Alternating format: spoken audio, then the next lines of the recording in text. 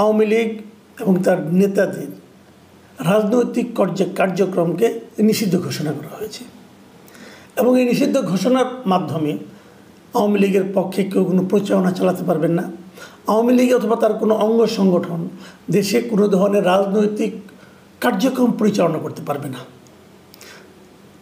একদম পরিষ্কারভাবে এটা বলে দেওয়া হয়েছে এবং স্বরাষ্ট্র মন্ত্রণালয় একটা প্রজ্ঞাপন জারি করেছে এবং সেই প্রজ্ঞাপনের ব্যাখ্যাও দিয়েছে প্রধান উপদেষ্টার প্রেস উইং।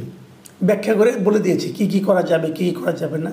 যদিও সে সমস্ত ব্যাখ্যা নিয়ে নানা ধরনের বিতর্ক রয়েছে, সন্দেহ রয়েছে, অস্পষ্টতা রয়েছে, কিন্তু সরকারের অবস্থানটা বোঝা গেছে।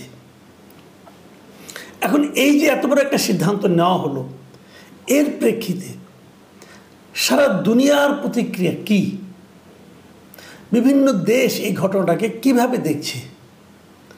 আমরা এই যাবৎকালে বেশ কয়েকটা দেশের প্রতিক্রিয়া জেনেছি, কয়েকজন নিরপেক্ষ হিসাবে পরিচিত ব্যক্তিরও প্রতিক্রিয়া আমরা জেনেছি। যেমন আমরা শুরুতেই জেনেছি কয়েকদিন আগে, দুদিন আগে, যে যুক্তরাষ্ট্রের প্রতিক্রিয়া কী। যুক্তরাষ্ট্র কিন্তু খুবই ধরি মাছ নাছুই টাইপের একটা প্রতিক্রিয়া ব্যক্ত করেছে, যেটা নাকি আওয়ামী লীগের যখন সরকার ছিল সে আমরা তাদের প্রতিক্রিয়া ছিল অনেকটা স্পষ্ট, কিন্তু এবার যেন একটু মানে ধোঁয়াশাযুক্ত প্রতিক্রিয়া তারা দিয়েছে। আমি একটু প্রতিক্রিয়াটা আপনাদেরকে পড়ে শোনাই তারা কী বলেছে। আমি 3টা সেন্টেন্স আপনাদের পড়ে শোনাচ্ছি। প্রথমত তারা বলেছে, আমরা বাংলাদেশে কোনো একটি নির্দিষ্ট রাজনৈতিক দলকে সমর্থন করি না। এই কথাটা তারা আগেও বলতো। তারপর তারা বলছে একটা, যে আমরা একটি অবাধ ও গণতান্ত্রিক প্রক্রিয়ার পাশাপাশি সব ব্যক্তির জন্য সুষ্ঠু ও স্বচ্ছ আইনি প্রক্রিয়ার সমর্থন করি। এটাও কিছু বোঝা যায় না, কিন্তু তৃতীয় যে বক্তব্যটা, বাক্যটা, সেটা আপনার মন দিয়ে শুনুন। সেখানে বলা হয়েছে, আমরা বাংলাদেশ সহ সব দেশের প্রতি আহ্বান জানাই যেন তারা মত প্রকাশের স্বাধীনতা, শান্তিপূর্ণ সমাবেশ এবং সংগঠনের অধিকারকে সম্মান জানায়। এই জায়গায় এসে কিন্তু একটু বোঝা যাচ্ছে যে শান্তিপূর্ণ সমাবেশ, মত প্রকাশের স্বাধীনতা এবং সংগঠনের অধিকারকে সম্মান জানায়, যেন সব রাষ্ট্র যেন জানায়, এই আহ্বান তারা জানাচ্ছে। তো এই 3টা কাজের কোনোটাই কিন্তু যখন আপনি আওয়ামী লীগকে নিষিদ্ধ করেছেন, তার আওয়ামী লীগের রাজনৈতিক কর্মকাণ্ড যখন নিষিদ্ধ ঘোষণা করেছেন, তখন কিন্তু এই 3টার একটাও থাকে না। আওয়ামী লীগের লোকজন কি তাদের মত প্রকাশ করতে পারবে স্বাধীনভাবে? পারবে না। আওয়ামী লীগের লোকজন কি শান্তিপূর্ণ সমাবেশ করতে পারবে? না, তাও পারবে না।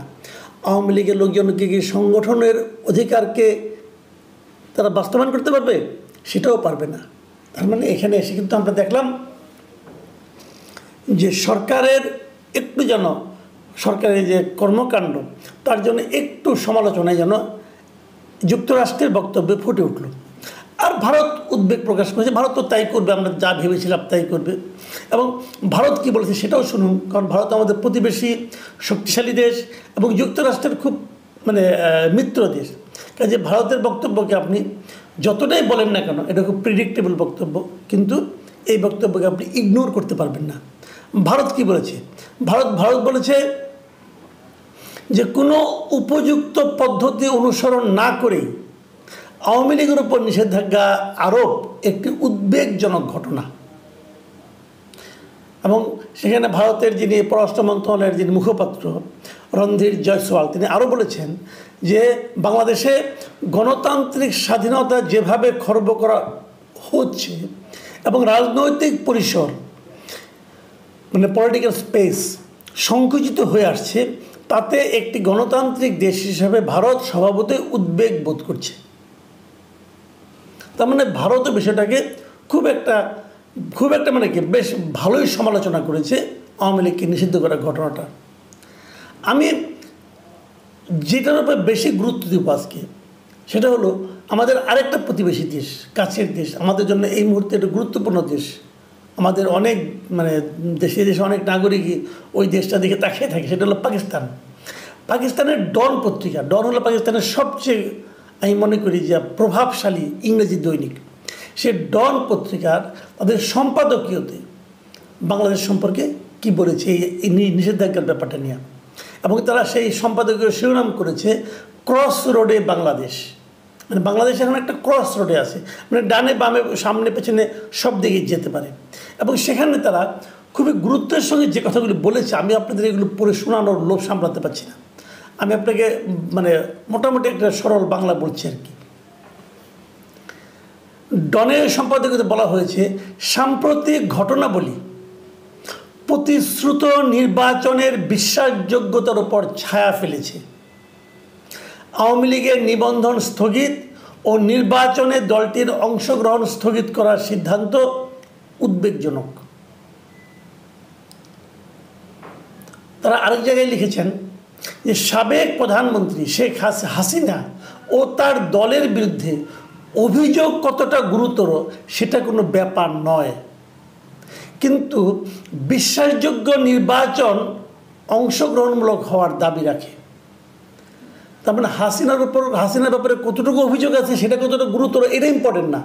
ইম্পর্টেন্ট হলো আপনি যদি একটা বিশ্বাসযোগ্য নির্বাচন করতে চান তাহলে সেই নির্বাচনটা অংশগ্রহণমূলক, মানে যেটাকে আমরা বলি পার্টিসিপেটরি, অংশগ্রহণমূলক নির্বাচন, এটা জরুরি। কিন্তু যদি আপনি আওয়ামী লীগকে বাদ দেন তাহলে অংশগ্রহণমূলক হবে কীভাবে? হতে তো পারবে না। এই কথাটা কিন্তু ডন পত্রিকার সম্পাদকীয়তে বলা হয়েছে। ডনের সম্পাদকীয়তে আরও বলা হয়েছে যে আওয়ামী লীগ সম্পর্কে বলা হয়েছে যে এই দলটা মানে রাজনৈতিক দৃশ্যপট থেকে আওয়ামী লীগকে মুছে ফেলা যাবে না। এর বিশাল সমর্থন সহ রাজনৈতিক বাস্তবতা রয়েছে, মাথায় রাখুন, রাজনৈতিক বাস্তবতা রয়েছে। দলটিকে নিষিদ্ধ করায় বাংলাদেশের ভঙ্গুর গণতন্ত্র অস্থিতিশীলতার ঝুঁকিতে থাকে এবং এর ভোটারদের একটি বড় অংশ ভোটাধিকার বঞ্চিত হওয়ার ঝুঁকিতে থাকেন। মানে আমাদের গণতন্ত্রটাকে তারা ভঙ্গুর হিসেবে অভিহিত করেছে এবং বলতে চেয়েছে যে এই ভঙ্গুর গণতন্ত্রে অস্থিতিশীলতার ঝুঁকিতে পড়ে যায় এবং আমাদের ভোটারদের একটা বড় অংশ তারা ভোটাধিকার থেকে বঞ্চিত হতে পারে, এরকম একটা ঝুঁকি তৈরি হয়।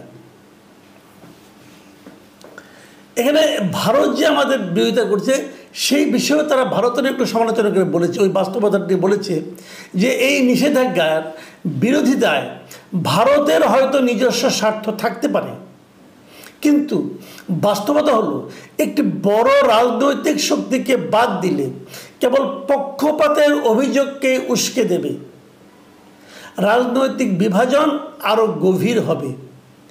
এটা এমন একটা সময় হচ্ছে যখন ঐক্য সবচেয়ে বেশি প্রয়োজন। যে কথাটা আমি নিজেও বহুবার বলেছি আপনাদেরকে যে আমাদের দেশে এই মুহূর্তে সবচেয়ে বড় দরকার হলো ঐক্য। বিভক্ত জাতি অগ্রসর হতে পারে না। আপনি যদি জাতিকে সামনের দিকে নিয়ে যেতে চান তাহলে একটা ঐক্যবদ্ধ জাতি দরকার। ডন তার সম্পাদকীয়তে এই কথাটাই বলেছে যে এই সময়ে বাংলাদেশের জন্য সবচেয়ে বড় প্রয়োজন হলো ঐক্য, এবং সেই ঐক্যটাকেই ক্ষতিগ্রস্ত করার মতো একটা বাস্তবতা এই নিষেধাজ্ঞার মাধ্যমে তৈরি হয়েছে। আরেকটা জায়গায় ডন বলেছে, ডনের এই সম্পাদকীয়তে বলা হয়েছে যে অন্তর্বর্তী সরকারকে অবশ্যই স্মরণ রাখতে হবে যে তাদের প্রাথমিক দায়িত্ব হলো একটি শান্তিপূর্ণ ও বৈধ উপায়ে ক্ষমতা হস্তান্তর তদারক করা। মানে তারা হস্তান্তর করবে না, কিন্তু ক্ষমতাটা শান্তিপূর্ণ উপায়ে হস্তান্তরিত হবে এই বিষয়টাকে তারা তদারক করবে। অর্থ হচ্ছে যে তারা একটা নির্বাচন অনুষ্ঠান করবে, যে নির্বাচনে সকলের অংশগ্রহণমূলক হবে, সেটা যে নির্বাচনে সবাই ভোট দিতে পারবে এবং সেই নির্বাচনের মাধ্যমে উঠে আসবে জনগণ কাকে চায়। ডনের সম্পাদকীয়তে বলা হয়েছে যে কিন্তু ব্যালটের পরিবর্তে যদি রাজনৈতিক বিরোধিতার সমাধান করা হয় নিষিদ্ধ করার মাধ্যমে, তাহলে সেই লক্ষ্য অর্জিত হবে না। মানে যে কাজটি সরকার করেছে, একটা দলকে নিষিদ্ধ করার দিকে যাচ্ছে এবং এটা তারা করছে কি আবার রাজনৈতিক বিরোধিতার সমাধানের জন্য এটা তারা করছে। এটা যদি সরকার করে তাহলে ওই যে গণতন্ত্রের যে একটা শান্তিপূর্ণ হস্তান্তর ব্যবস্থা, সেই লক্ষ্য কিন্তু অর্জিত হবে না। ডনের এই সম্পাদকীয়র শেষ প্যারাটা আমি পড়তে চাই।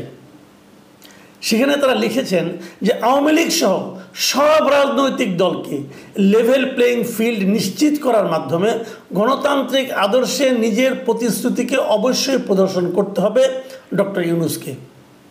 নির্বাচনের জন্য একটু স্পষ্ট সময়সূচি নির্ধারণ ও রাজনৈতিক দলের অংশগ্রহণ নিশ্চিত করা শুধু পরবর্তী সরকারের বৈধতাকেই শক্তিশালী করবে না, বরং মাথায় রাখবেন, বরং সামরিক হস্তক্ষেপের বিপদ এড়াতেও সাহায্য করবে। কোনো কোর্ট বা রাজনৈতিক ডিক্রি নয়, বাংলাদেশের ভবিষ্যৎ অবশ্যই ব্যালটের মাধ্যমে নির্ধারণ হতে হবে। ডনের এই সম্পাদকীয় হয়তো বলবেন পাকিস্তানে একটা পত্রিকা কি আসে যায়, কিচ্ছু যায় আসে না, আবার অনেক কিছু যায় আসে।